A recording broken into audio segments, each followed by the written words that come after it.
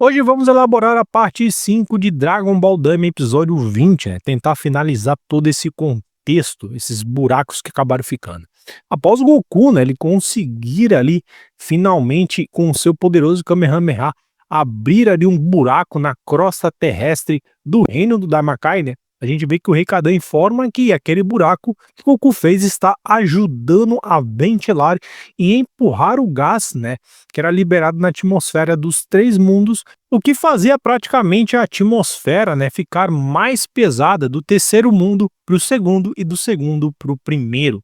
Ou seja, como agora o ar circula, né, entre os três mundos, a tendência é que vai haver um equilíbrio na atmosfera e vai ficar tudo igualado. E essa explicação ela se encaixa na parte 4, quando Neva ele bloqueou ali as entradas no mundo, evitando essa circulação do ar, né, do primeiro para o segundo e do segundo para o terceiro e assim vice-versa. E isso acabou afetando ali e matando, né, as árvores dos Glindigins. Então esse ponto de verdade agora tem um ponto verídico aqui dentro da história, que agora o ar ele começa a circular e equilibrar todo o sistema do Daimakai. Então, com esse contexto da história, agora ligando todos os três mundos, né, e o ar recirculando, pode haver ali 1% de chance das aves dos Glindigins novamente florescerem, né, e tudo ganhar ali vida novamente. É uma chance muito baixa, mas abre um presságio, né, para isso, né, abre uma oportunidade para os autores, né, agora detentores ali do poder, reescrever a história novamente, ou seja, repovoamento dos Glindigins, se quiserem, no Daimakai, assim como o repovoamento dos Namekudins, né? Mas claro, fica bem claro aqui, isso é só se eles quiserem, porque senão eles vão deixar a história do jeito que está e não vão mexer mais nisso. Então vemos que Goku e seus amigos agora embarcam em uma nave novinha, né? Saiu da fábrica ali, e que, inclusive, ela não é roubada. E acabam ali se despedindo, né? E embarcando em uma viagem em direção à sua casa, né? O planeta Terra. Vemos que na Terra todos também acabaram voltando a ser adultos novamente, né? Vemos também que a garrafa onde Goma e Degetsu foram confinados aí por 99 anos está dentro do Palácio Real, né? E eles vão ficar ali por um bom tempo. Mas não é uma garrafa qualquer, a gente vê ali videogame, a gente vê ali cama, infraestrutura para eles se distraírem durante esses 99 anos de prisão que eles vão cumprir, né? Vemos que Goku pede a Glória para ele fazer uma parada estratégica naquela lojinha de 1,99, aquela famosa, né? Aquelas que vendem os insetos bug, né? Para ele poder ali comprar alguns que restauram o seu Ki e também levar alguns para casa, né? Ué, mas na Terra já existe ali, né? As famosas sementes dos deuses, né? Ou mais conhecido também como feijão Senju, né? Mas que provavelmente deve ter acabado, o Goku deve estar levando, né? Para ele poder usar na Terra enquanto ele treina, né? Isso é o que a gente pode estar pensando, ou pode ser aí, né, um meio deles poderem utilizar agora ali os insetos bugs para uma remodelagem, né, ali das sementes dos deuses e aumentar as suas propriedades ainda mais. Mas no meio disso tudo, quem realmente não gostou de voltar à sua forma adulta foi a Bulma, né? Ela acabou ali voltando com aquele pé de galinha, aquelas olheiras e não gostou muito bem, né? Ela gostou de quando ela era criança, né? Que ela tava com a pele parecendo um pêssego, né? No primeiro momento, a gente vê que a Bulma acaba pegando ali os insetos medicinais na mão, né? E acha um pouco estranho aquilo. Mas a vendedora diz que eles são muito eficientes. Explica que alguns servem para queimaduras, outros para restabelecer o Ki e outros para deixar a pele macia, fazendo parecer aí que retrocedendo pelo menos 10 anos, ou seja, deixando a sua aparência pelo menos 10 anos ali mais nova, né? Isso acaba deixando a Bulma muito contente e ela decide levar todos. Então a gente vê que no meio daqueles vasos, né, algo chama a atenção de Pansy, algo bem no cantinho assim, né, um vaso um pouco escuro, né, ali meio empoeirado. E ela se espanta com o que tem dentro do vaso e pergunta à vendedora o que são aquilo. E a vendedora acaba informando que aquilo são óculos tercianos. E Pansy e Goku ficam totalmente assustados. Ela revela que aquele objeto, se você colocar na sua testa, ele vai lhe conceder uma força monstruosa, ou seja, uma energia tremenda. A vendedora diz que são itens muito suspeitos, né, e raros, e que ela tinha três, e diz que vendeu um há muitos e muitos anos atrás. Ou seja, provavelmente o antigo rei Abura comprou o item. Ou uma hipótese muito diferente, né? Alguém antes do rei Abura comprou ele, né? E acabou ficando no reino ali como um artefato raro para ali os reis usarem, né? Mas que na realidade é apenas um item convencional que é vendido na lojinha de R$ 1,99. Ou seja, o Daimakai e seus segredos ocultos, né? Imagina se a doutora Arinzo descobre isso, ou qualquer outra pessoa do reino, né? Ou seja, qualquer um pode se tornar rei supremo do Daimakai. Basta pegar o olho terciano e colocar na testa e desafiar o rei atual. Mas a questão é que é um item muito caro e não é qualquer um que tem dinheiro suficiente para comprar.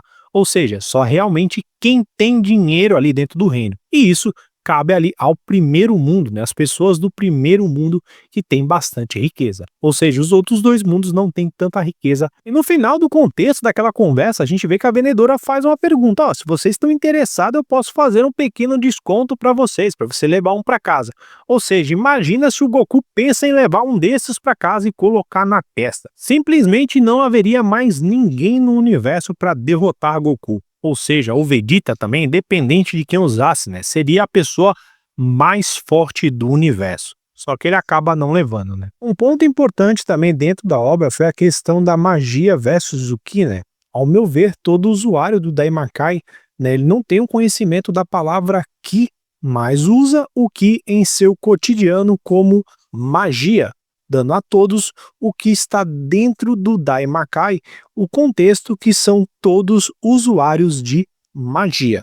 Mas no entendimento geral, eles são usuários de técnicas mágicas que utilizam o Ki como uma representação de uma energia. Um exemplo, como no caso das criações das esferas do dragão e da técnica do Mafuba, ou seja, são técnicas mágicas que utilizam o Ki como captação de energia. Por isso, eles dizem que são usuários de magia.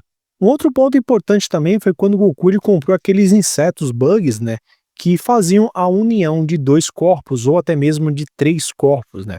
Tudo aquilo foi planejado pelo Akira, né? Um ponto na história que ganharia força, né? Ganharia contexto, faria com que todo mundo começasse a especular que poderia ter uma nova fusão, onde os fãs da franquia esperariam ansiosamente essa fusão, mas simplesmente poderia não acontecer. Mas aí tem um ponto interessante, a gente vai analisar isso um pouquinho mais à frente. Mas o Akira, ele simplesmente, o que ele fez? Ele trollou geral, se tornando a maior lenda aí, né, depois da sua partida em fazer essa grande trollagem, né, deixando todos os fãs incrédulos, como ele conseguiu enganar todo mundo achando que ia ter fusão, mas não teve? Será que foi isso mesmo que aconteceu? Na minha humilde opinião, não. Na minha humilde opinião, o Akira Toriyama, ele planejou e arquitetou que dentro da obra de Daimakai teria uma nova fusão, e essa nova fusão teria um novo nome. Só que o que aconteceu? Possivelmente, no meio do desenrolar, né, do anime, o Akira acabou falecendo. E assim, a obra teve que fazer o quê? As outras pessoas que trabalhavam com ele tiveram que elaborar uma nova história, um novo roteiro, sem que contesse essa nova fusão, para assim poder terminar o anime dentro do prazo da morte do Akira Toriyama, ou seja, o Akira Toriyama iria completar um ano de morte e o anime terminaria naquele dia.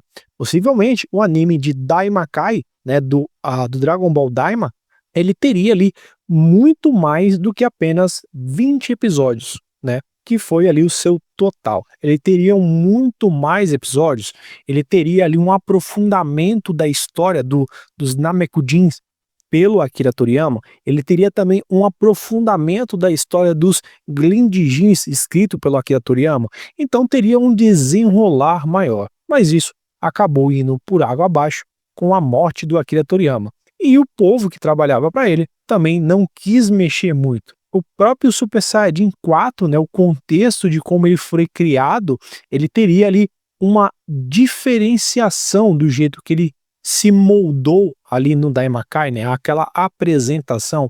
E é muito simples de perceber isso, né? A partir do episódio 9, as coisas começaram a mudar drasticamente, elas começaram a sair daquela linha, né, de raciocínio e começaram a ir para uma outra linha de raciocínio que ficou um pouco estranha. Muita gente conseguiu perceber isso, outras pessoas não.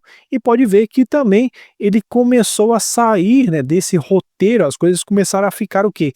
Mais diretas. E ficando mais diretas, eles foram para um desenrolar do anime. O que aconteceu? Simplesmente o anime ficou mais direto, né? Simplesmente tinha que derrotar o próximo inimigo e ir para o próximo mundo. Então ficou uma coisa direta, sem aquela questão de busca e procura, que nem foi mesmo lá em Dragon Ball, né? Na origem lá, quando o Goku ele tinha que ir para um certo lugar, explorar o ambiente, lutar contra os inimigos e depois assim recuperar Dragon Ball. Então perdeu isso, né? Perdeu aquela essência do Akira Toriyama, ficou um pouco mais direto. Mesmo assim, todo mundo fala que foi o Akira que fez todos os episódios, mas na minha humilde opinião, não foi. Na minha humilde opinião, ele deixou alguns episódios feitos, né, e estava dando continuidade ao seu trabalho quando o fato acabou acontecendo. E ele veio a falecer. O Akira Toriyama também ele pode ter deixado algo para os fãs, né? Os fãs sempre sonharam ali, né, com o Vegeta usando o Super Saiyajin 3, possivelmente que foi ele mesmo que deu essa ideia. E também o Super Saiyajin 4, né? Então ele pode ter ali elaborado essa ideia de ter criado, né?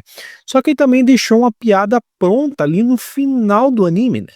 Fazendo aquele que era desrespeitado por todos e que era fraco e que não era reconhecido pelos seus esforços, no final, ser reconhecido e se tornar alguém. Por que eu falei isso? Porque o Akira, lá no começo da sua jornada como mangaka, ele não era reconhecido. Nenhuma empresa, né? Ele simplesmente era um mangaka fraco e desrespeitado. Ele começou ali com várias obras e nenhuma obra engajou até ele conseguir fazer e elaborar o Dragon Ball, que virou uma febre mundial. Ou seja, se você vê lá o Majin Buu, ele tem a mesma ideologia, né? Uma pessoa fraca, desrespeitada, que todo mundo fazia pouco caso dele, mas no final acabou sendo uma pessoa reconhecida e se tornar alguém. Ou seja, tem a mesma linha de raciocínio da vida, né, e da trajetória de Akira Toriyama. Pode parecer até uma teoria meio louca, né, mas Majin Buu e Akira Toriyama têm uma unificação, né, um contexto único. Tinha um potencial gigante, mas que demorou muitos anos para ser reconhecido. E quando foi reconhecido, né, na sua carreira, acabou se tornando uma pessoa reconhecida não só ali, né, no seu país, mas reconhecido como mundialmente, né, também como o maior mangaka e assim perpetuando a sua obra como uma das maiores do mundo. Akira Toriyama, eu te perdoo pela trollagem, né? E mais uma vez obrigado por tudo e por fazer a minha infância feliz, né? E nesse atual também momento, né, após a sua obra aí, né, o Dragon Ball Daima, eu poder prestigiar mais uma vez a sua obra, eu agradeço novamente. Descanse em paz, mestre. Um ponto importante também entre Dragon Ball Z, o Daima e o Super, que a gente vai falar agora, é o que nos faz entender o seguinte: o Daima, ele vem antes do Super. Assim, Goku e Vegeta e seus amigos nunca viram o deus da destruição, Bills, e nem o anjo Whis. Após o término da saga do Daima, é plausível que teremos a continuação do Super, onde Goku e Vegeta encontrarão o deus da destruição. Pergunta: se Goku e Vegeta ambos já tinham a transformação de Super Saiyajin 3 e Super Saiyajin 4, por que ambos não usariam contra o Bills? Possivelmente a resposta é essa. O Daima, ele segue uma linha original da saga Z, e o Super segue uma linha alternativa no tempo, porque a saga Z e o Daima estão na mesma linha temporal, porque ambas as linhas temporais elas não vão se encaixar no contexto do Super, porque para se encaixar teríamos que ver ali o Vegeta usando o Super Saiyajin 3 lutando contra o Bills, e assim como o Goku fez usando o Super Saiyajin 3 e tomando aquele sacode, né? Aí depois teríamos que ver o Goku usando o Super Saiyajin 4 e possivelmente também tomando um sacode e depois usando a forma de Deus Super Saiyajin. Aí sim teríamos um contexto de continuidade da linha temporal. Mas por hora teremos esse furo, né, na história principal. Caso eles decidam falar que o Super ele é uma continuação da saga Z e do Daima, isso vai estar muito errado, né? Vai ter um buraco ali no meio. Assim, o que poderiam fazer para corrigir essa história, né? Poderiam fazer um reboot dos episódios do encontro do Bills, ou simplesmente isso não vai acontecer, né? E vão dar continuidade do Super mesmo com esse furo na história, e vão tentar tapar o sol com a peneira, né? Ou vão continuar na linha temporal do Super. Mas caso eles usem o Super Saiyajin 3 ou o Super Saiyajin 4, eles vão ter que explicar novamente. Assim, teríamos a continuação da linha temporal do Super corretamente, sem a continuidade. E tudo que aconteceu na saga Daima, né? Ou seja, fazendo a saga Daima um fanservice, apenas isso. Em outras palavras, o Daima viraria um elefante branco, né? Isso fora a parte caso a Bulma invente uma nova aeronave, né, com as pedras Magilite. Aí lascou tudo de vez, né? Vai ter um outro furo, vai ser um rombo na história. Imagina só, né, a Bulma com a nova nave Magilite lá no Super, sem contexto nenhum, né? Fora também que se a gente vê em algum momento dentro da história do Super usarem os insetos medicinais, aí lascou mesmo de vez, que aí vai ter que explicar o porquê Goku e o porquê Vegeta não usaram as suas transformações de Super Saiyajin 3 e nem Super Saiyajin 4. Mas assim, também eles podem dar aquela explicação meia boca, né? Falar que o Goku tinha essa nova transformação, mas não sabia se ia conseguir, e também falar que o Vegeta estava treinando e ainda não tinha alcançado a forma de Super Saiyajin 3, também eles podem inventar esse tipo de história meia boca para tapar esse buraco, né? Mas por enquanto a gente não sabe ainda como que eles vão fazer para remediar isso, né? Mas antes de acabar, né, no final deu tudo certo, né? Ele chegou lá e deu certinho, né? Esse Ku sempre foi surpreendido, né? Mas sabe de uma coisa? Eu sei que lá no fundo, bem no fundo, você vai sentir saudade do Ku, né? Eu sei, eu já tô sentindo saudade do Ku, mas o Ku agora será eterno e duradouro, né? Ele será ali o rei supremo, né? O reinado de Ku será eterno. Porque agora o Ku, ele é tipo rei, né? Tipo rei lá do Daima. Então, ele vai ser o rei de tudo, né? A gente não sabe por quanto tempo, né, o Ku vai ser rei. Mas eu sei que, tipo rei, ele vai ser o rei, né? Vai ser o grande rei ali, supremo, do Daimakai. E assim a gente conclui a parte 5, né, do episódio 20 de Dragon Ball Daima com as possíveis explicações e teorias, né? E de como vai desenrolar aí, né, as coisas a partir de agora. Mas eu espero que vocês tenham gostado pelo menos das teorias meio malucas aí, mas que tem um contexto plausível por trás, né? Mas antes de encerrar, não se esqueça de ficar ligado nos próximos vídeos, que a gente vai trazer mais notícias, curiosidades, informações imperdíveis sobre filmes, séries, animes e outras novidades do universo nerd, né? Eu vou ficando por aqui, até mais e me desculpem porque a minha voz ainda não está boa, eu ainda estou um pouco doente, né? Mas muito obrigado por todos, até mais. Antes de falar, ouça. Antes de agir, pense. Antes de desistir, tente. Antes de ir ao banheiro, veja se tem papel. Melhor uma pedra no caminho do que duas nos rins. Então, beba água. Na vida, tudo é relativo. Um fio de cabelo na cabeça é pouco. Na sopa, é muito. Se você não viu ninguém importante hoje, dá para usar a mesma roupa amanhã. É o que eu estou fazendo agora.